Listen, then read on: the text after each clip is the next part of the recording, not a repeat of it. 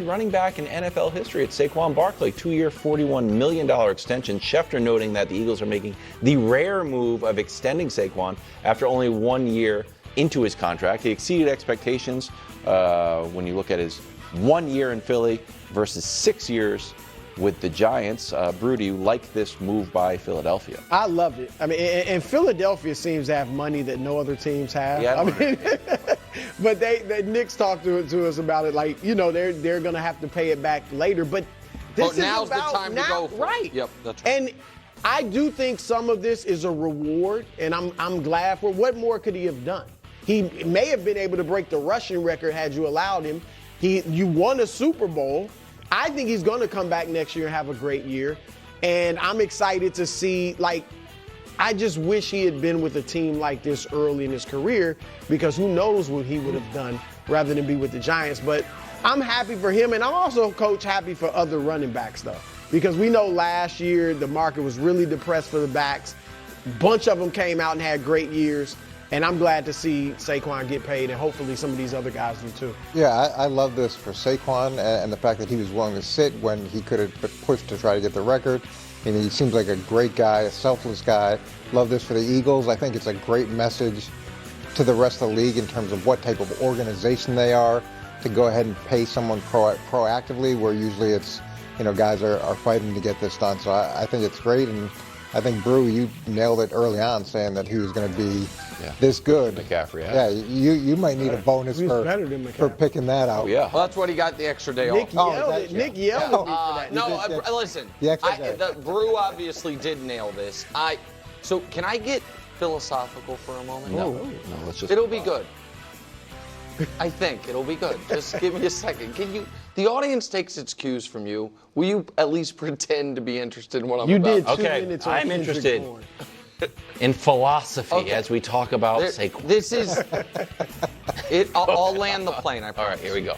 So I wish I remember the author that said this, but this quote has kind of become like a leading light in my life, to try to have a positive outlook, which is never underestimate the awful luck that your bad luck saved you from. That's good. So, which is whenever something bad happens to you, don't disregard that maybe that bad thing prevented you from something truly awful. So here's why I say it. That's good. Saquon was devastated and hurt when the Giants wouldn't extend him and instead franchise tag him. And it was the best thing that ever happened to him. Because had they given him the contract that he wanted, he wouldn't have ever had 2,000 yards. I don't think it was possible with that Giants team. The whole world wouldn't have seen how great he can be, and he wouldn't have ever gotten close to $20 million a year. So, in a weird way, Joe Shane did him a solid, unintentionally, and this ended up being the best thing that happened to him was the Giants screwing that up 2 years ago. And so and he wouldn't be a potential Hall of Famer. No, any of those things. And I also like the fact that there's now a $20 million a year running back, which, kind of sets the new standard of what that position can get. Oh, Cormac McCarthy, Hubs is telling me. That's who it was? Yeah. Wrote The Road? Yes, he did. Yeah. Wow. I think he also wrote, what else? Did he write? Wrote a lot. No Country for Old Men, yeah. Yes. Wrote a lot. It The still newest has book, though? levels. Yeah. It still has The levels. new 2 books, though, I hate to say it. It's not as good. But that quote's awesome. The Honest quote's to God. awesome, but the 2 books, I read it. Okay, book club, buddy. Save that for your podcast. You're doing philosophy. And it was You're brilliant. like, there's a philosopher. It was great. Tweet that out by itself, Gian. No, don't do that. Jamar Chase reportedly looking to reset the non-QB salary market. Diana Rossini writing that an offer has been made by Cincinnati, but the two sides are far apart. Here's Jamar's numbers in his first 4 years. Tied for 4th with catches, 3rd with receiving yards, and has 46 touchdowns. That's 3rd. Coach will start with And those ranks are not amongst current players. That's of all players since the merger. Yeah. Coach? Yeah, to me, it's going to get done. It's just a matter of how quickly they can get it done. Is he going to be the highest paid player outside of the quarterbacks? Yeah, he should. And it's going to be interesting to see if this thing gets dragged out in Cincinnati fashion. I think everybody can agree that he deserves this money. Now let's quickly get to whatever that number is so so that the Bengals can move on and hopefully be productive at the start of the season as opposed to what we've seen in the past. I think that number's 40 million plus. I think that's what he's going for. And if I'm him, I'm like, that's what you're going to pay me. He's coming off a fantastic season.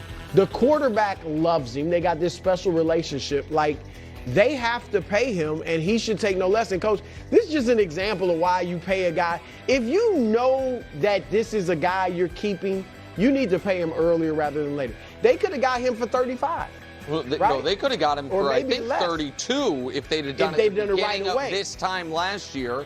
So, Listen, if they're going to keep him, then they need to sign him before Micah signs. Yes. You think Like now. Micah, What does it say? I know, it Non-quarterback just money. feels like. No, he wants to be. They both want to be the highest paid non-quarterback ever.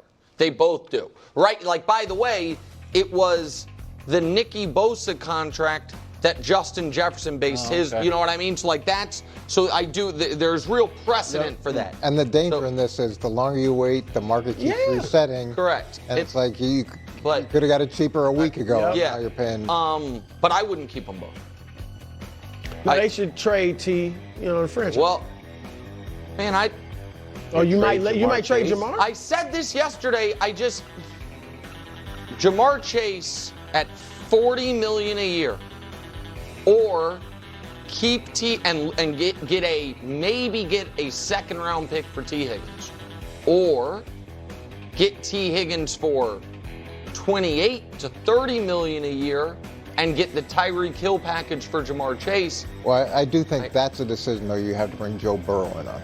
Oh, so Coach, Right, 'cause that's his- talk to Burrow. What I wrote is I'd trade one of them and I'd talk to Burrow. Well, I'll tell you what Joe Burrow's going to say. No. You don't need to talk to Joe definitely Burrow. gonna say no. Hey, we're going to trade one of your good friends.